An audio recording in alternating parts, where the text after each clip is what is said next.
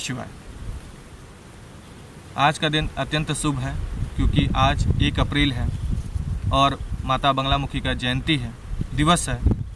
माता इसी दिन में, आज के दिन में ही भूलोक में अवतरित हुई थी, या फिर ब्रह्मांड कह लीजिए, ब्रह्मांड के एक अंश में अवतरित हुई थी।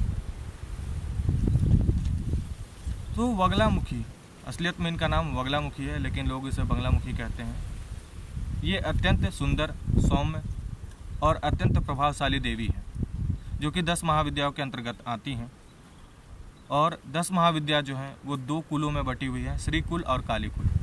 श्री कुल का मतलब यह है कि जिनके अंदर रजोगुण की प्रधानता है, और काली कुल उनको कहा गया है जिनके अंदर तमोगुण की प्रधानता होती है। और बगलामुखी माता जो है वो काली कुल के अंतर्गत आती है। अब लोग इससे भयकंपित ये हो जाते हैं कि तमोगुण साधना है, मैं कैसे करूँगा, मैं तो गृहस्थ लेके बैठा हूँ। ऐसा नहीं है, क्योंकि तमोगुण की भी एक श्रृंखला बनाई गई है। गृहस्थ और जो वनवासी हों या फिर जो ब्रह्मचारी हों, उनके लिए, जो ऊंचे कोटि की साधना करना चाहते हैं, जो लगातार साधना के जगत में ही जुड़े हुए हैं, जो सही मायने में साधक हैं, तो ये 2 श्रृंखलाओं में बांटी गई हैं।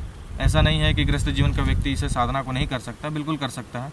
उसके लिए सरल तरीके बताए गए हैं। आप उसके लिए लघु प्रयोग साधना कर सकते हैं, और मैं आपको जो बताऊंगा वो लघु प्रयोग ही होगा, क्योंकि आपके लिए लघु प्रयोग ही अत्यंत सुंदर और सौम्य रहेगा और आप उसे कर सकते हैं। क्योंकि जो मेरे से शिष्य हैं या शिष्य हैं और जो ब्रह्मचार्य का पालन कर रहे हैं अभी, उनके लिए बहुत ही अलग तरीके से मैं साधना प्रदान करूंगा उन्हें, और मैंने कर भी दिया है उन्हें।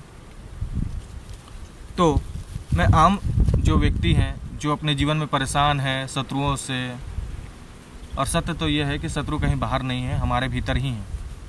क्योंकि जब हम अपने इंद्रियों का दुरुपयोग करते हैं तो हम स्वयं से अपने एक शत्रु का निर्माण करते हैं। और ये ज्ञान मैं आज आपको बता दे रहा हूँ, ये बहुत ही रहस्यमय ज्ञान है। कोई भी किसी का शत्रु ऐसे नहीं बनता, कोई ना कोई पीछे कारण होता है, कहीं आपकी गलती हो या फिर उसकी कोई शरारत हो। तो जो भी हो, अब आपका शत्रु है तो उससे आपको निजात प्राप्त करना है, तो उसके लिए लघु प्रयोग आप करेंगे। लघु प्रयोग इस प्रकार है। पीला रंग का वस्त्र आप धारण करेंगे, बिना सिले हुए कपड़े होने चाहिए। यहाँ तक कि जो आपके अंडर गारमेंट्स होंगे वो भी आपके बिना सिले हुए होने चाहिए। आप केवल धोती धारण करेंगे और वो भी नीचे केवल धारण करेंगे, ऊपर का आपका खुला रहेगा। या फिर अगर आप चाहें तो एक पीताम्बरी ले सकते हैं और उसको ऊपर धारण कर सकते हैं, मतलब कि बिना सिले हुए कपड़े ही होने चाहिए आपके। उसके बाद जो है सामने एक आम का बाजोट आप रखेंगे। आम के बाजोट के ऊपर पीला रंग का वस्त्र आप बिछाएंगे। सामने आप माता बगलामुखी का चित्र या फिर अगर आपके पास यंत्र हो तो अत्यंत लाभकारी है। यंत्र अगर है तो उसे थाम पात्र पर रखें, और अगर केवल फोटो है तो उसे भी कोई ना कोई पात्र पे रखें और उसके अंदर पुष्प आप अर्पित करें। गेंदे के, पीले रंग के पुष्प आपको कहीं भी मिल जाएंगे, आराम से वो लेते आएँ। साथ में आपको एक पीले हकीक की माला चाहिए होगी। अगर पीले हकीक की माला नहीं है तो आपको माला कर विधि आनी चाहिए, या फिर अगर आपके पास वो भी नहीं है तो फिर आप रुद्राक्ष माला का प्रयोग करें, अन्यथा ऐसा ना करें। क्योंकि आप चाहे तो माला कर विधि से आप ये मंत्र जाप कर सकते हैं, क्योंकि ये लघु प्रयोग है। तो इस तरह से संपन्न होगा। भोग में आप कोई ना कोई पीला रंग का ही चीज़ बनाएं, चाहे आप बेसन का लड्डू लेते आएँ या फिर सूखा बेसन को ही चीनी या गुड़ मिला करके आप उसे भोग लगा दें। सबसे पहले माता के सामने चित्र रखें, आप अपना शुद्धिकरण करें शुद्धिकरण मंत्र से। उसके बाद आप देवी का जो है चित्र का या फिर यंत्र आपके पास है तो बहुत अच्छी बात है, उसका पंचोपचार पूजन करें आप। पंचोपचार पूजन करने के बाद माता का ध्यान करके उनका आवाहन करें। आवाहन मुद्रा किस तरह की होगी? इस तरह से होगी आवाहन मुद्रा। ये देख लीजिए, इस तरह से आपका आवाहन मुद्रा होगा। इस तरह से आपके दोनों हाथ होंगे। इस तरह से आप आवाहन करें माता का।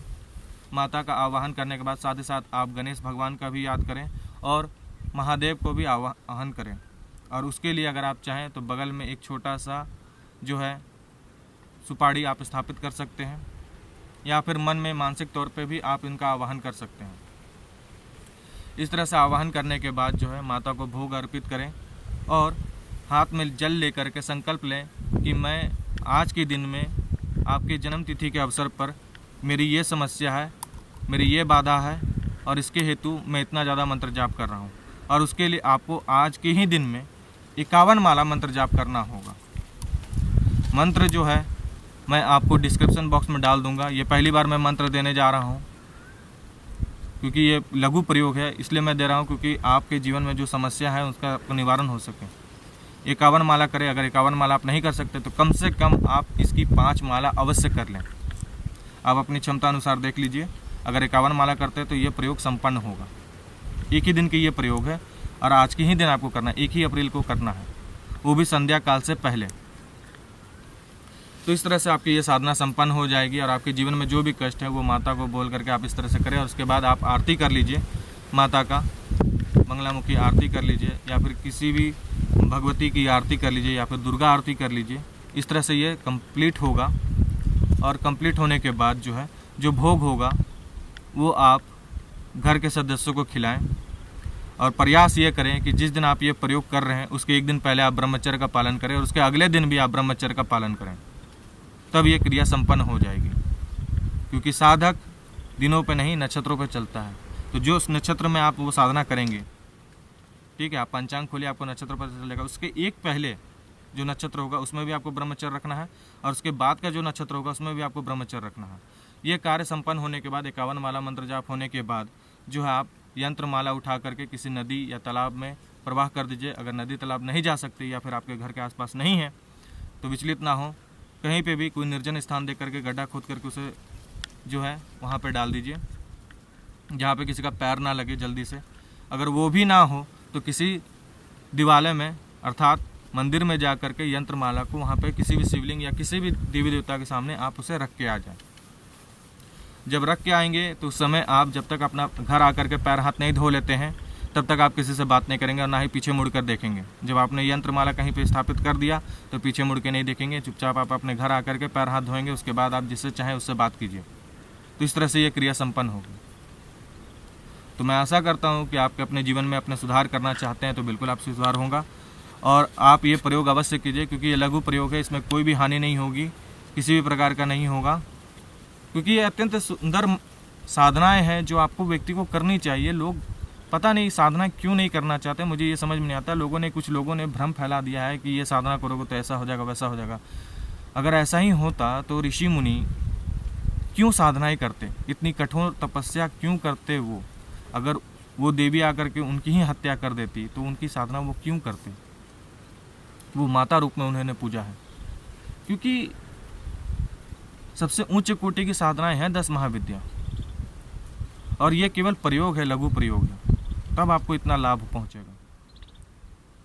तो मैं यही चाहता हूं कि आप साधना जगत में आगे बढ़ कर आएँ। और मैं ये नहीं मानता कि कोई भी व्यक्ति ग्रस्त है या फिर कोई भी आदमी ब्रह्मचारी है, नहीं, ऐसा नहीं है। मन से होना चाहिए।